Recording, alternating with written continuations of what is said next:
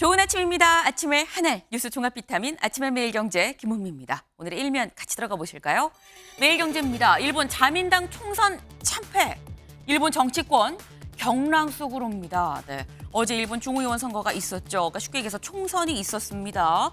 그런데 그동안 쭉 15년 동안 집권을 해왔던 자민당이 이번에 처음으로 단독 과반이 붕괴가 됐다라는 겁니다. 465석 중에 과반을 해야 집권을 할 수 있는 거죠. 의원내각제입니다, 일본은.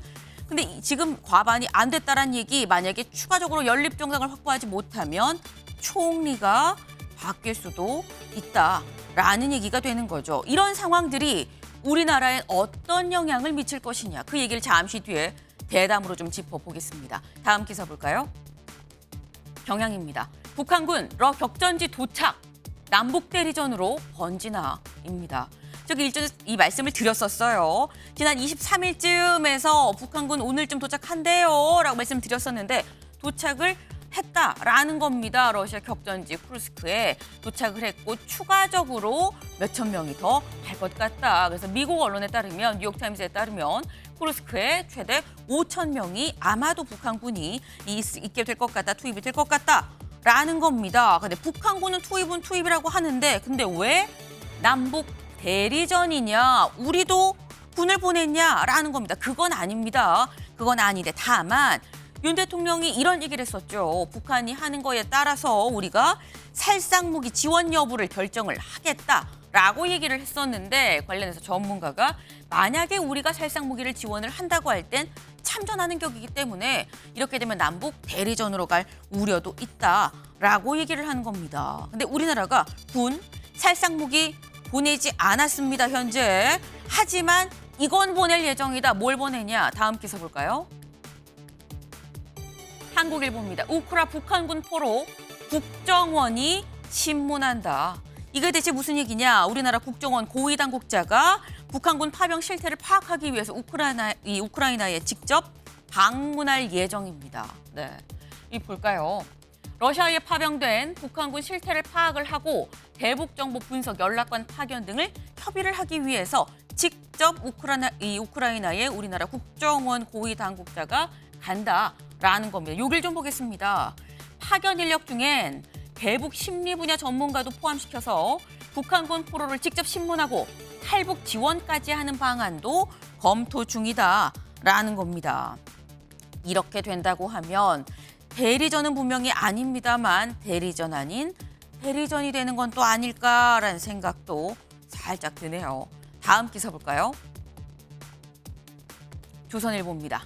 한동훈 대통령 개인에게 반대한 것 아니야. 한동훈 대표 지금 윤한 갈등, 이제는 갈등을 넘어 뭐 전면전 이런 얘기까지도 지금 나오고 있죠.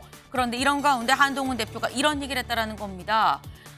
대통령 개인한테 반대하는 게 아니다. 내가 요즘에 이견을 많이 내지만 이거는 그게 모두 다 사는 길이라고 생각을 해서 이견을 내는 겁니다. 라고 얘기를 했다라는 거죠. 이 얘기인즉슨 내가 이러고 싶어 이러는 게 아니에요 라는 말로도 들리고요. 또 한편으로는 그럼에도 지금 가는 길 저는 계속 갈 겁니다 라는 말로도 들을 수 있습니다. 이 말이 대체 뭘 의미하는 건지 잠시 뒤에 대담으로 좀 짚어보겠습니다. 다음 기사 볼까요? 중앙일보입니다. 손으로 차표 끊었다. 티머니의 먹통에 60년대로. 이게 대체 무슨 얘기냐? 어제 시외버스, 고속버스 타고 다른 지역 다녀오셨던 분들 중엔 고생 좀 꽤나 하신 분들 계실 것 같습니다. 요즘에 직접 버스 터미널 가서 차표 끊어서 타는 분들 거의 없죠. 대부분 휴대전화 앱으로 혹은 뭐 PC로 컴퓨터로 해서 미리미리 예매하고 끊어서 모바일 티켓 보여주고 버스를 이제 타곤 하는데 그 앱 자체가 95분 동안 먹통이었다는 겁니다. 아예 전산 자체가 먹통이 되다 보니까 현금을 뽑아서 터미널 가서 종이 버스표를 사는 일이 발생했다라는 거죠. 네. 근데 이게 지금 전국적으로 이 전산 자체가 그러다 보니까 전국적으로 95분 동안 먹통이었다라는 겁니다. 일단 관련해서 티머니 측에서 보상안을 마련을 하겠다라고 밝힌 만큼 어떤 안을 내놓을지 좀 관심을 갖고 봐야 될 것 같습니다. 다음 기사 볼까요? 네, 국민일보입니다. 장기 불황 여파 희망퇴직 확산. 한국 경제 전반 제2의 공포 심화합니다. 여기서 제2는 뭐냐? 잠리스입니다. 실직의 공포를 얘기를 하는 거죠. 지금 전반적으로 희망퇴직, 구조조정이 쭉 전반적으로 일어나고 있다라는 겁니다. 여기 보면 칼바람 부는 재개라는 제목도 같이 아마 보실 수 있을 거예요. 여기 밑줄을 좀 보면서 대체 어디에 칼바람이 부느냐라는 겁니다. 이마트와 쓱닷컴 역시 사상 처음으로 희망퇴직을 받았고요. SK온 임직원 2021년 10월에 출범한 지 불과 3년밖에 되지 않았는데 또 희망퇴직 이 얘기가 지금 나오고 있습니다. 더불어서 여기만 나오느냐 LG디스플레이 파주 구미사업장 근로자 1,400명을 대상으로 희망퇴직 신청을 지금 받고 있고 NC소프트도 마찬가지입니다.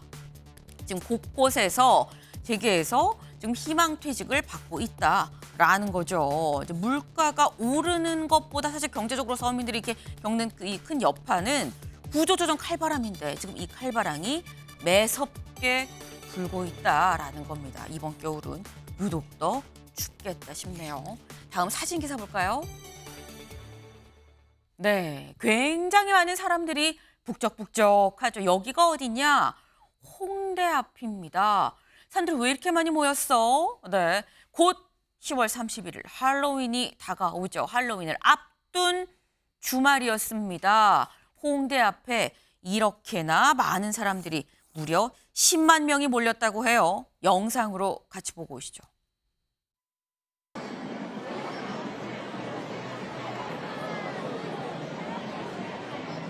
들어가시는 입구 오른쪽입니다.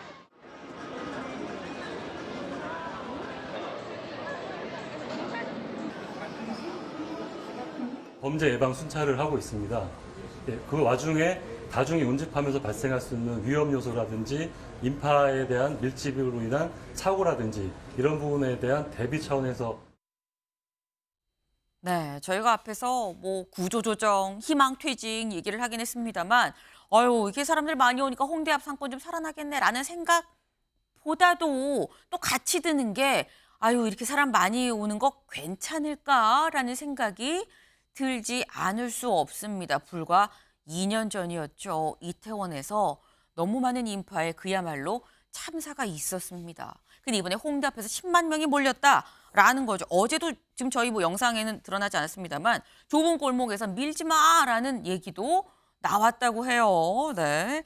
일단 할로윈이 끝나는 이 다음 달 초까지 4천 명이 넘는 이 인력을 투입해서 안전을 좀 관리를 하겠다라는 게 서울시 입장이긴 한데 일단 안전은 아무리 강조해도 지나치지 않죠. 네, 각별한 관리가 필요하지 않나라는 생각을 좀 해봅니다.